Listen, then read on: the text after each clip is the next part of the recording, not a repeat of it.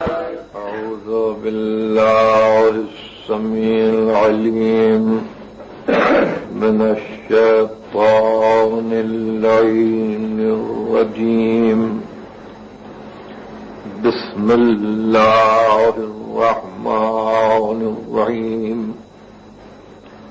الحمد لله الذي لا يفره المنع والجمود ولا يقديه الإعطاء والجود، إذ كل موت منتقص سواه وكل مانع مذموم ما خلا.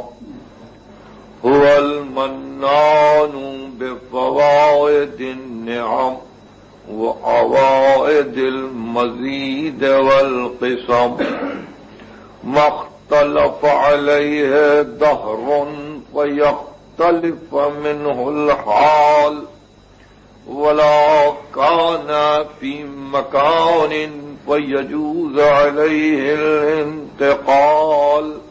جلت عظمته، والصلاة والسلام على سيد أصل ما في الوجود، سر الله في كل موجود، نقطة دائرة الوجود، صاحب اللواء الحمد والمقام المحمود، أبي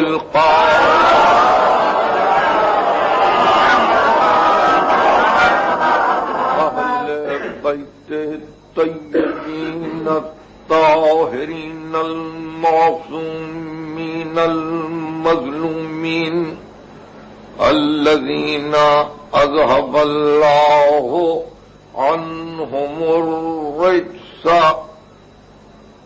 وطهرهم تطهيرا.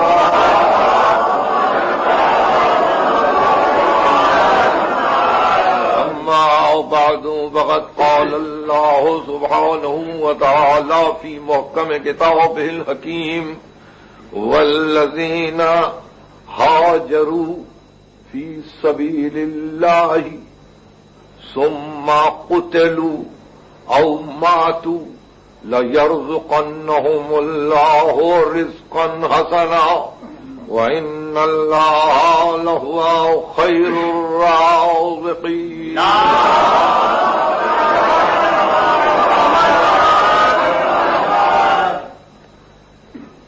سورہ حج میں ارشاد باری ہے کہ وہ جو اللہ کی راہ میں ہجرت کرتے ہیں، سبیل الہی میں جنہوں نے ہجرت کی اور پھر قتل کر دیے گئے، او ماتو یا مر گئے یا قتل ہو گئے دوران ہجرت یا مر گئے، ثم قتلوا او ماتوا، تو وعدہ یہ ہے لَيَرْزُقَنَّهُمُ اللَّهُ رِزْقًا حَسَنًا، خدا ان کو رزق حسن عطا لَيَرْزُقَنَّهُمُ اللَّهُ رِزْقًا حَسَنًا، اور پھر اس شان سے وَإِنَّ اللَّهَ لَهُوَ خَيْرُ الرَّازِقِينَ، اور ذات واجب تو بہترین رزق دینے والی ذات ہے. مسئلہ چونکہ ہماری آپ کی اور مخلوقات عالم کی زندگی سے وابستہ ہے، اس لیے التفات کے قابل ہے مسئلہ رزق. ذات واجب نے اپنے آپ کو خیر الرازقین کہا ہے، اور پھر کبھی ارشاد فرمایا کہ میں رزاق متین ہوں. یہ دو لفظوں کی ترکیب ملاحظہ فرمائیے کہ رزاق متین ہوں، دیتا ہوں سب کو اور پھر سب بگڑتے ہیں. سب بگڑتے ہیں. سورہ ہود میں ارشاد ہوا ما من دابۃ فی الارض الا علی اللہ رزقها. زمین پر کوئی چلنے والا ایسا نہیں ہے مگر ہی کہ اس کے رزق کی ضمانت ہم نے لی. سورہ ہود اور سورہ عنکبوت میں ارشاد ہوا کہ من دابۃ، کتنے ہیں زمین پر حرکت کرنے والے، لا تحمل رزقها، جو اپنا رزق اپنے کاندھے پر لیے ہوئے نہیں پھرتے ہیں. ہم ان کو رزق دیتے ہیں، ہم ان کو رزق عطا کرتے ہیں، وہ اپنے کاندھے پر لیے ہوئے رزق نہیں پھرتے. تو ایسی صورت میں اعطاء رزق جس کی ذمہ داری ذات واجب نے لی ہے، کبھی کبھی جب دعوت فکر دے تو آپ کو یہ غور کرنا پڑتا ہے کہ پوری نوع انسانی نفس واحد ہے. روئے زمین پر کہیں انسان رہے، وما خلقکم ولا بعثکم الا کنفس واحدہ. تمہاری خلقت اور تمہاری بعثت، تمہارا پیدا ہونا، تمہارا اٹھایا جانا نفس واحد کی طرف سے. تو جب تم کو بنایا اور زمین پر جگہ دی، قدر فیہا اقواتہا، تو ہم نے زمین میں تمہارے لیے تمہاری رزق کا انتظام کر دیا. اب ساری زمین پر جتنے بھی بندے جی رہے ہیں، جتنی بھی مخلوق پل رہی ہے، زمین میں اتنی صلاحیت ہے، اتنی استعداد ہے، اتنی قابلیت ہے کہ ان سب جینے والوں کے لیے وہ سامان رزق فراہم کرے. زمین کو اس قابل بنایا. لیکن اگر زمین پر عارضی نظم و نسق رکھنے والے اور زمین پر انسانی حکومت کے مختلف مظاہر اگر اپنے آپ کو تجارت کے انداز میں اور قیمتوں کے اترنے اور چڑھنے پر غور و فکر کرتے ہوئے کسی جگہ غلے کی فراوانی کو دیکھ کر لاکھوں ڈالر صرف اس لیے خرچ کریں کہ فاضل غلہ جلا دیا جائے یا فاضل غذا بیکار کر دی جائے، تو ایسے میں اللہ پہ تو کوئی الزام نہیں.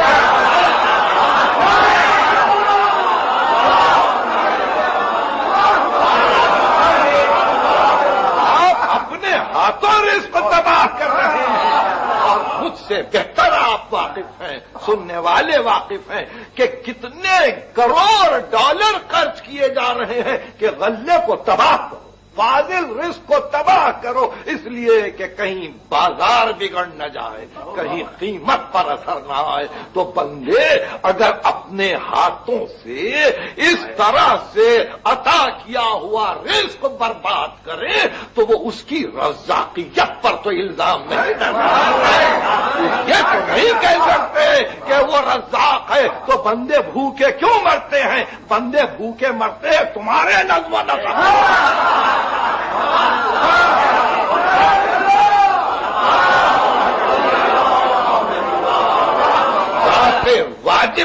ذات واجب پر آنے واحد کے لیے شعبہ الزام نہیں آ سکتا کہ اس نے اپنے بندوں کو کہیں رزق سے محروم رکھا.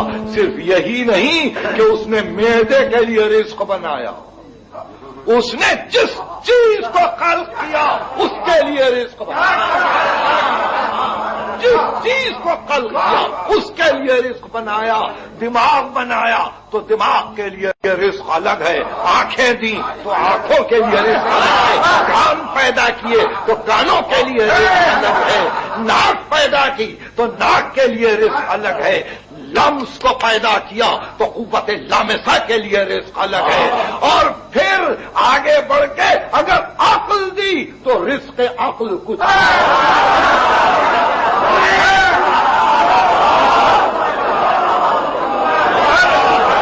آپ نے ملاحظہ فرمایا کہ وہ رزاق متین ہے. وہ جس چیز کو قال فرماتا ہے اس کو بغیر رزق نہیں رکھتا. اچھا منظر آنکھوں کے لیے رزق ہے. اچھی آواز کانوں کے لیے رزق ہے. اچھا ذائقہ زبان کے لیے رزق ہے. حکمت کی باتیں عقل کے لیے رزق ہے. اس طرح سے ذات واجب نے کسی کو بغیر رزق نہیں رکھا. خیر الرازقین ہے, بہترین رزق دینے والا ہے. اور پھر رحمان ہے, موسیٰ کو بھی رزق دیتا ہے. رحمان ہے, ابراہیم کو بھی رزق دیتا ہے, نمرود کو بھی رزق دیتا ہے. یہ نہیں کہ اپنے بندے کو رزق دے اور جو اس سے سرتابی کرے اس کا رزق بند کر دے. یہ رحمانیت کا تقاضا نہیں ہے. اس نے یہ طے کر لیا جب تک جیو گے رزق میں دوں گا, جب تک جیو گے رزق میں دوں گا. اس لیے رزق کی شکایت نہ کرنا, رزق کی شکایت نہ کرنا. سب سے بڑی انسان کی ناشکری یہ ہے کہ وہ ذات واجب پر یہ الزام لگائے کہ وہ رزاق ہوتے ہوئے اپنے بندوں کو بھوکا دیکھتا ہے. بندے اگر بھوکے رہتے ہیں تو وہ ہمارا اپنا بنایا ہوا نظم و نسق کا ایک راستہ ہے کہ جہاں جا کر بہت سے انسان صحیح معنی میں وہ رزق نہیں پاتے جو ان کو پہنچنا چاہیے. دینے والا تو سب کو دے رہا ہے. اسی منزل پر آگے بڑھ کر ارشاد فرمایا یہ نہ سمجھنا, یہ بھی نہ سمجھنا کہ سب کے لیے ہم نے طے کر دیا ہے کہ سب کو ایک ہی طرح سے رزق دیں گے, ایک ہی طرح سے رزق دیں گے. نہیں, فضلنا بعضکم علی بعض فی الرزق, ہم نے بعض کو بعض پر رزق میں فضیلت دے دی. دیکھیے اب اس شبہ کو بھی نکال دیجئے. وہ کسی کو زیادہ رزق دیتا ہے, کسی کو کم. کیوں؟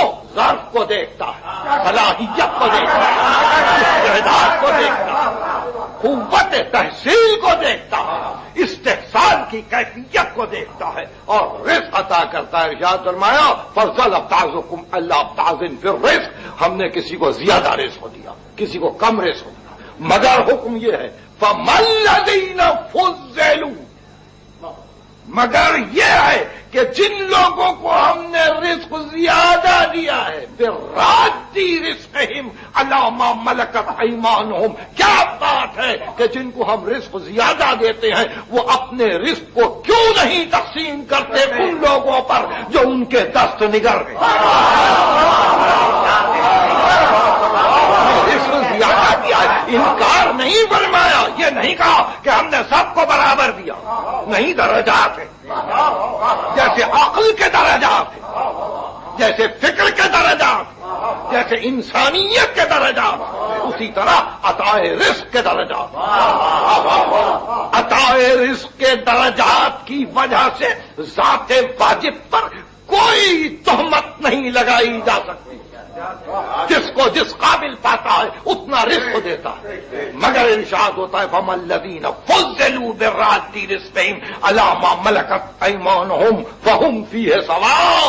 ارے تم نے حاصل کیا رزق کو تو اس میں تو فضیلت دی, مگر رزق کے استعمال میں تو سب برابر ہیں.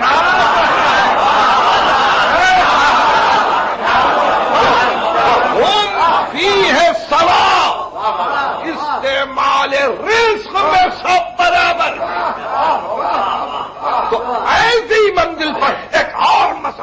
قرآن نے حل کر دیا کہ ہم تو بہت سو کو رزق میں اضافہ کر دیتے ہیں، مگر یہ چاہتے ہیں کہ جب ان کے پاس اضافے سے رزق پہنچ جائے تو جو ان کے دست نگر ہو وہ ان تک تو رزق پہنچا دے، اس لیے کہ ان کو ہم نے راہ واسطہ بنایا، ان کو ہم نے ذریعہ بنایا ہے کہ ہمارے فیض کے لیے ذریعہ بن کر رہے ہیں، ہمارے کرم کے لیے ایک راستہ بن کر رہے ہیں۔ تو آپ نے دیکھا کہ یہ مدارج رزق ہے، اور اس کے بعد ارشاد ہوا بڑی وضاحت کے ساتھ کہ دیکھو ایک مثال ہے، اور اس مثال کو نہ بھولو، ضرب اللہ عبدا مملوکا،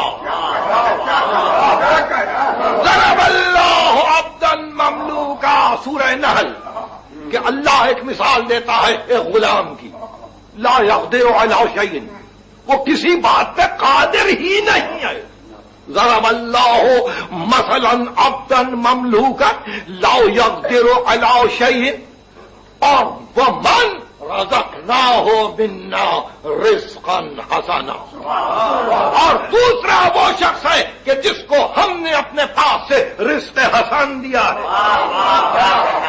اب مثالیں دی، ایک غلام ہے جو کسی بات پہ قادر نہیں ہے، ایک وہ ہے جس کو ہم نے رزق حسن دیا ہے، تو اس کا عالم یہ ہے ومن رزقناہ منا رزقا حسنا فهو ينفق منه سرا وجہرا، تو اب رزق پانے والا رزق حسن کا کبھی چھپا کے تقسیم کرتا ہے، کبھی علانیہ تقسیم کرتا ہے، کبھی رات کی تاریکی میں دیتا ہے، کبھی دن کی روشنی میں دیتا ہے۔ تو جس کو ہم نے رزق حسن دیا وہ رزق حسن کو روکتا نہیں،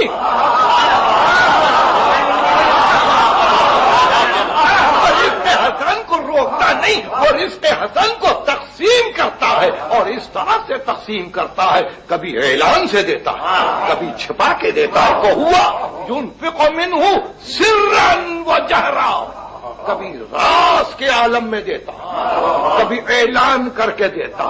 ایسے بندے سے ہم خوش ہیں، اور ہم دیکھتے ہیں کہ وہ جو دوسرا ہے وہ مملوک ہے، روک رکھتا ہے رزق کو، وہ غلام ہے۔ آپ نے آزاد اور غلام کی مثال کیا ہے؟ آزاد ہو کے لے تو دے دے، غلام وہ کہ لے تو روک رکھتا ہے۔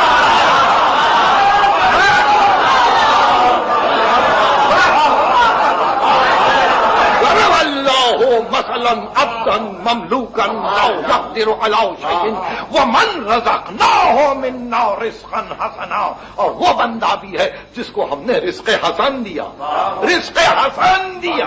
فهو ينفق منه سرا وجهرا، وہ کبھی رات کو دیتا ہے، کبھی علانیہ انفاق کرتا ہے، ہماری راہ میں خرچ کرتا ہے۔ وَمِمَّا رَزَقْنَاهُمْ يُنفِقُونَ، پہلی آیت آپ کو سلسلے میں اگر یاد ہو تو آئیے پھر واپس جائیں عنوان کی آیت۔ والذین، وہ لوگ جنہوں نے ہجرت کی، ہاجروا فی سبیل اللہ ثم قتلوا او ماتوا، وہ قتل ہو جائیں یا مر جائیں، لَيَرْزُقَنَّهُمُ اللَّهُ رِزْقًا حَسَنًا، ان کو خدا رزق حسن دیتا ہے تو وہ غلام نہیں ہے،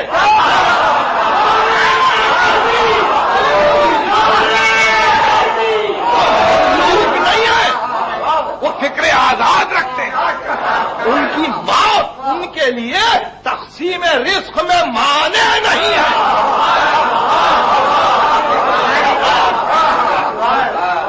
ثم قتلوا او ماتوا لَيَرْزُقَنَّهُمُ اللَّهُ رِزْقًا حَسَنًا، خدا ان کو رزق حسن دیتا ہے اگر وہ قتل ہو جائے یا مر جائے۔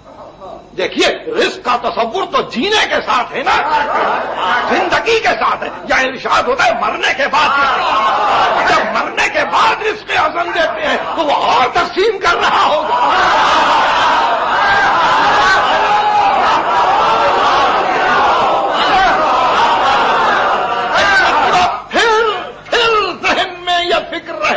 بڑی فکر پیش کر رہا ہوں، جس کو ہم یہ کہ راہ خدا میں ہجرت کر کے آ رہا فی سبیل اللہ، مکان سے مکان کی طرف ہجرت نہیں، من بلد الی بلد ہجرت نہیں، بلکہ نہیں عادات قبیحہ کو چھوڑ کر خصائل حسنہ کی طرف آ رہا، ظلمات کو چھوڑ کر نور کی طرف آ رہا، بدی کو چھوڑ کر نیکی کی طرف آ رہا ہے۔ تو اگرچہ اپنے مقام پر بیٹھا ہی ہو مگر مہاجر ہے،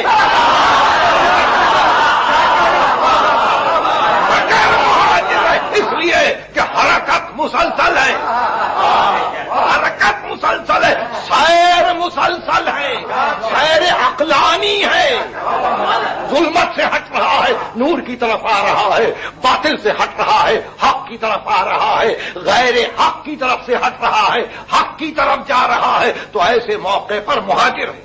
اور اگر اس عالم میں قتل ہو جائے یا مر جائے، قتل ہو جائے تو اس کے معنی یہ کہ دشمنوں نے مارا، اور اگر مر جائے تو اس کے معنی یہ کسی کی محبت میں مر گیا۔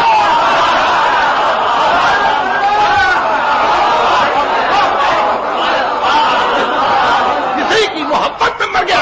اب دیکھیے ہم اس کو رزق حسن دیتے ہیں، یعنی اب ایسے قتل ہونے والے یا ایسے مرنے والوں کو مردہ نہ سمجھنا۔ کیا دلیل دی ہے؟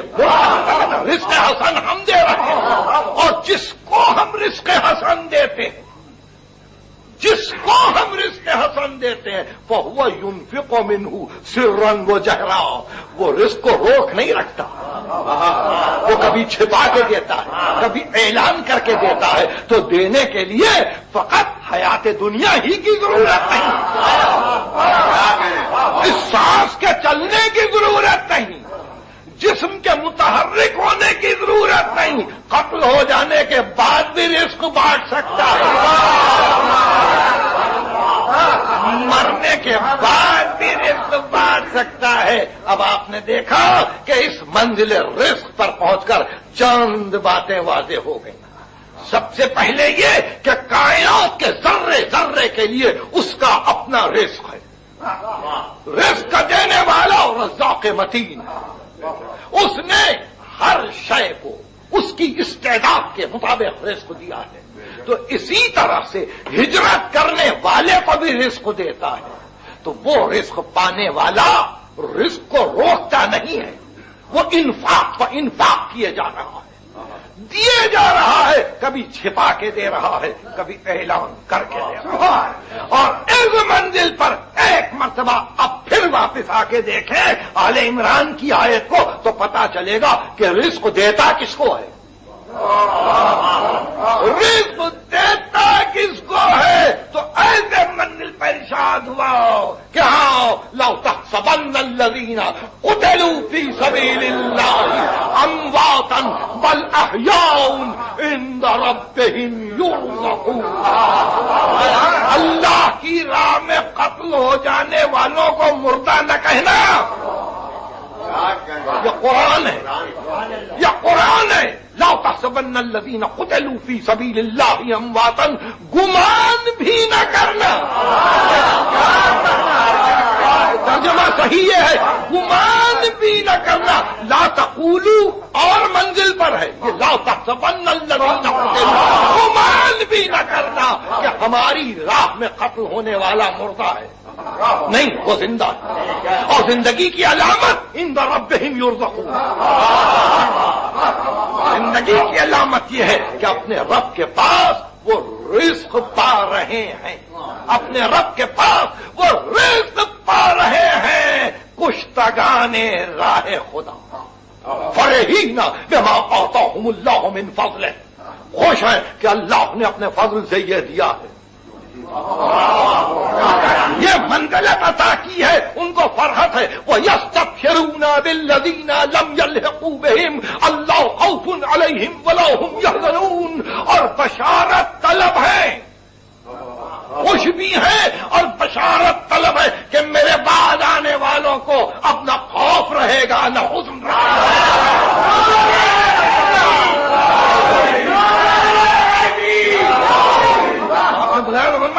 یہ کون سی منزل ہے کہ راہ خدا میں قتل ہونے والا رزق پا رہا ہے. خوش اس لیے ہے کہ اللہ کا فضل یوں شامل ہے. بشارت طلب اس لیے ہے کہ اب بعد آنے والوں کو ڈر نہیں رہا. اب جس کو جہاں ضرورت پڑے نام لے لے شہید کا.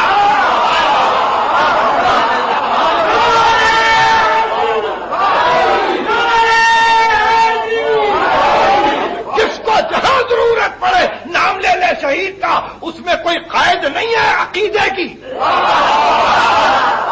ہر شخص یہ کہتا ہے ہم حسین کے نقش قدم پہ چلیں گے. وہ عقیدے کی قید نہیں ہے کہ اسی عقیدے کا ہو تو کہے نہیں. کیوں؟ اس لیے کہ وہاں رزق بٹ رہا ہے.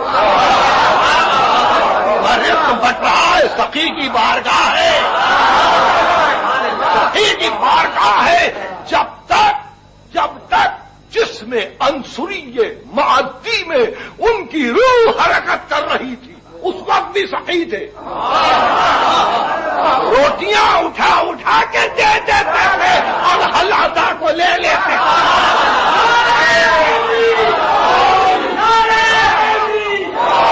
اور مرنے کے بعد تو رزق رکا نہیں. رزق رکا نہیں. شہیدوں نے رزق دیا.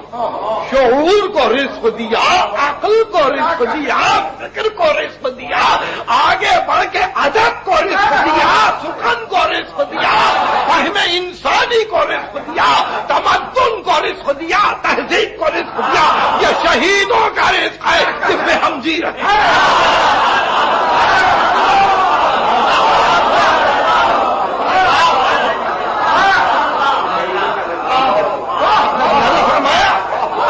یہ منزل عجیب منزل. یہ شہیدوں کا رزق ہے. شہیدوں کی تقسیم اس طرح سے ہے رزق کہ وہ مسلسل عطا کیے جا رہے ہیں. ہر منزل, ہر اکتساب کرنے والے, ہر استعداد رکھنے والے حزب حوصلہ شہید سے رزق لیا. آل عمران کی یہ آیت اب آپ سن چکے ہیں کہ گمان بھی نہ کرنا کہ کشتگان راہ خدا مردہ نہیں, بل احیاء, وہ زندہ. یعنی اللہ کی نگاہ میں زندگی اور موت کا وہ مفہوم نہیں ہے آپ کی اور ہماری نگاہ کہ سانس چلے تو زندہ ہے, ہم حرکت کریں تو زندہ ہے. نہیں, قرآن کی نگاہ میں تو حیات و موت کا تصور ہی اور ہے. سورہ جاثیہ کی آیت ہے ام حسب الذین اشتروا السیئات ان نجعلهم کالذین آمنوا وعملوا الصالحات سواء محیاہم ومماتہم ساء ما یحکمون. کیا بدکاری کرنے والے یہ سمجھتے ہیں کہ ہم ان کو ایمانداروں کی صف میں لا کر کھڑا کر دیں گے؟ نہیں, ان کی حیات و موت ہمارے نزدیک دونوں برابر ہیں. ان کی حیات و موت ہمارے نزدیک برابر ہے. تو بدکار کی زندگی قرآن کے نزدیک موت ہے. قرآن کے نزدیک موت ہے. یعنی سانس لیتی ہوئی میتیں ہیں, حرکت کرتے ہوئے جنازے ہیں. یہ حیات نہیں ہے. مگر قرآن جس کو زندگی کہتا وہ زندگی وہ ہے کہ جہاں ایمان و عمل صالح کے بعد انسان عزم ہجرت کرے, ظلمت سے نور کی طرف آئے. اب قتل ہو جائے یا مر جائے ہم اس کو رزق حسن دیں گے. تو قتل ہونے والے کی شہادت لازم, شہادت کی زندگی ثابت. مگر مرنے والے کے لیے کہا اللہ و من مات اللہ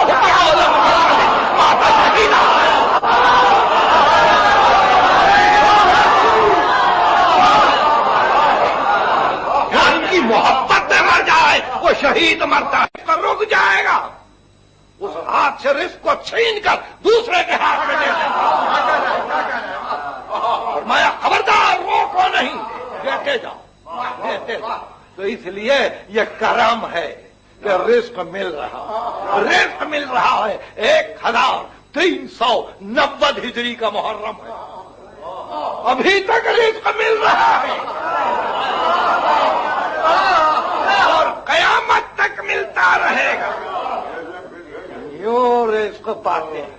عقل کو رزق دیا, شعور کو رزق دیا اور بتلایا کہ دیکھو اگر اپنے لیے راہیں ڈھونڈ سکتے ہو تو رزق لو, رزق دینے کے لیے تیار ہیں, مگر قبل اس کے کہ یہ فکر ہو کہ ہم ان کے بتلائے ہوئے راستے پر چلیں گے یا ان کے آثار فدویت کو ڈھونڈتے ہوئے یا ان کے جذبات قربانی کو دیکھتے ہوئے ہم بھی اسی منزل پر پہنچ کر اپنے فدویت و قربانی کو پیش کریں گے. تو اس سے پہلے ایک مرتبہ یہ ضروری ہے کہ شہید کو کوئی پہچان تو لے. کس منزل پر گفتگو جا رہی ہے؟ ارے شہید کو پہلے پہچانو, پھر یہ کہو کہ ہم ان کے قدم بقدم چل رہے ہیں. کون ہے شہید؟ کون ہے شہید؟ اسلام میں ایک ہی ذات عظمت کے قابل ہے. اسلام میں ایک ہی روح کمال ہے, ایک ہی روح ایمان ہے. اسلام مکمل ایک ہی قدسی صفات ہے اور وہ ذات گرامی ہے احمد مصطفیٰ. انہی کا کلمہ ہے, انہی سے عزا ہے, انہی سے تشہد ہے, انہی پر سلام ہے, انہی کے لیے درود ہے. وہی مظہر صفات جلال و جمال الہی ہے. سب کچھ وہ ہے, سب کچھ وہ ہے. اور پھر انہوں نے اللہ کے پیغام کو آخری صورت دے کر یہ بتلایا کہ قیامت تک اس پیغام کو رہنا ہے. تو ایسی صورت میں نبی یہ چاہتے تھے کہ اس کام کو پورا کرنے کے لیے, اس کام کی تکمیل کے لیے میں کسی ایسے کو چن لوں, کسی ایسے کو چن لوں کہ اگر فدویت و قربانی کی منزل آئے تو وہ نہ اپنا خیال کرے, نہ بچوں کا خیال کرے, نہ گھر والوں کا خیال کرے, نہ کر کے وطن کا خیال کرے, کسی کا خیال نہ کرے. اس لیے اپنی چاہتی بیٹی کے بیٹے کو پسند کر کے سینے سے لگا کے کہا حسین حسین خود سے ہے اور میں حسین سے. یہ وہ منزل تھی کہ جہاں حسین ابن علی نے بھی یہ دیکھا کہ نانا کے مقصد کی تکمیل اسی میں ہے کہ گھر چھوٹے اور صحیح معنی میں ہجرت واقع ہو جائے, صحیح معنی میں ہجرت واقع ہو جائے. مدینہ چھوٹے, مدینہ کا احترام بھی رہ جائے, مکہ آئے اور مکے کی عظمت بھی باقی رہ جائے. نہ وہاں لڑائی ہو نہ یہاں لڑائی ہو. دونوں جگہ کی لڑائی کو حسین پسند نہیں کرتے تھے. اس لیے پسند نہیں کرتے تھے کہ بعد میں چل کے کہیں تاریخ یہ نہ کہہ دے کہ قاتل کا پتہ نہیں چلا, معلوم نہیں کس نے قتل کیا, معلوم نہیں حاجیوں کے لباس میں کون تھا, معلوم نہیں مدینے میں کون سی سازش تھی. اس لیے حسین چاہتے تھے اب جو لڑائی ہو تو کھلے میدان میں, کھلے میدان میں ہو, تقسیم برابر کی ہو, اپنا پرایا معلوم ہو جائے, یگانا بیگانا پہچانا جائے, آنے والا کوئی آئے تو حر بن کے. اور ایسے موقع پر محرم کی 10ویں تاریخ 61 ہجری کا پہلا مہینہ حسین ابن علی نے طے کر لیا کہ آج قربانی کی منزل, آج قربانی کی منزل ہے. اور اس قربانی کی منزل پر ہم نے انبیاء مرسلین کو بھی دیکھا, اس قربانی کی منزل پر ہم نے دنیا کے بڑے بڑے عقل مندوں کو بھی دیکھا, مگر اس شان سے اس منزل کو سر کرتے ہوئے ہم نے کسی کو نہیں پایا۔ ابراہیم ایک منزل پر رک گئے، زکریا ایک منزل پر رک گئے، موسیٰ ایک منزل پر رک گئے، مگر یہاں جو ہم نے دیکھا تو دیکھا ایک دن میں اتنی لاشیں اٹھائیں، ایک دن میں اتنی میتیں اٹھائیں۔ 57 برس کا دن ہے، کبھی بھانجوں کی لاشیں لا رہے، کبھی بھتیجے کی لاش لا رہے، آخر میں وہ منزل بھی آئی کہ 18 برس کے نوجوان بیٹے کی لاش اٹھائی اور یہ کہہ کے اٹھائی کہ الگ دنیا بادک لفا علی اکبر، تیرے بعد تو جینے پہ کھا۔ اور اب جو فرصت ملی تو 32 برس کے بھائی کی لاش پر، اور یہ کہہ کے چلے عباس جاؤ عباس، اب ہماری کمر ٹوٹ گئی۔ وَمِنْهُمْ مَنْ قَضَىٰ نَحْبَهُ وَمِنْهُمْ مَنْ يَنتَظِرُ وَمَا بَدَّلُوا تَبْدِيلًا۔ جانے والے جا چکے، اب تھوڑی دیر میں ہم بھی آ رہے ہیں اور یہی قضاء الہی ہے۔ یہ کہہ کے گودال قتل گاہ میں آئے، زخمی تو ہو چکے تھے، ایک گھوڑے کی گردن میں دونوں ہاتھوں کو ڈال دیا اور کہنے لگے ذوالجناح آخری سواری ہے، آہستہ آہستہ چل، جگہ ہم خود چن لیں گے، ہم خود پسند کر لیں گے۔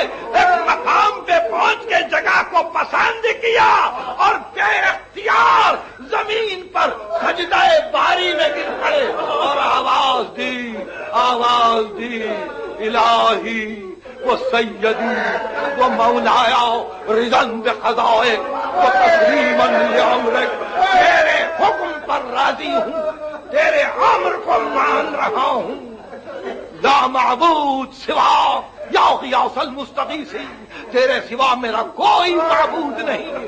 اے پناہ نہ رکھنے والوں کو پناہ دینے والے، اب میری مدد کر۔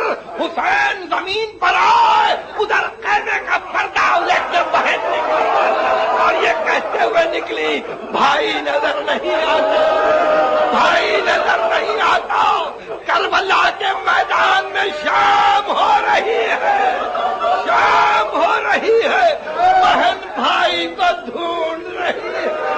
کیا ایسے میں ایک مرتبہ آواز آئی، جاؤ بہن واپس جاؤ، جاؤ بہن واپس جاؤ، عابد بیمار کی حفاظت کرو، سکینہ کی حفاظت کرو، گھر والوں کی حفاظت کرو۔ اب تو واپس آئے، دیکھا خیمے جل رہے ہیں، اب تو واپس آئے، دیکھا خیمے جل رہے ہیں، تو گھبرا کے بچوں کو باہر کھینچا، عابد بیمار کا سجادہ باہر لائی، سکینہ بیوی کو سنبھالا، اور ایسے عالم میں کہ جبکہ ادھر خیمے جل رہے تھے، کربلا کے میدان میں شام ہو رہی تھی، ہائے زینب کی پریشانی کہ ایک مرتبہ ام کلثوم سے کہا، بہن ارے کل کی بات تھی نا، اسی خیمے کے اطراف عباس بھی تھے، علی اکبر بھی تھے،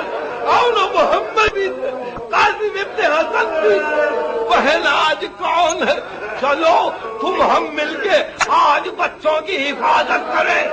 یہ کہہ کے ایک مرتبہ بچوں کو ریتی پر بٹھا کے اطراف گھومنے لگی، تھوڑی دیر نہ گزری کہ ایک مرتبہ دیکھا کہ تاریکی شب میں کسی کے آنے کی آواز آ رہی ہے، گھبرا کے کہا ارے کون آ رہا ہے؟ پتا چلا کہ کوئی سوار آ رہا ہے، تیزی سے آ رہا ہے، پکار کے کہا علی کی بیٹی تجھ سے کہتی ہے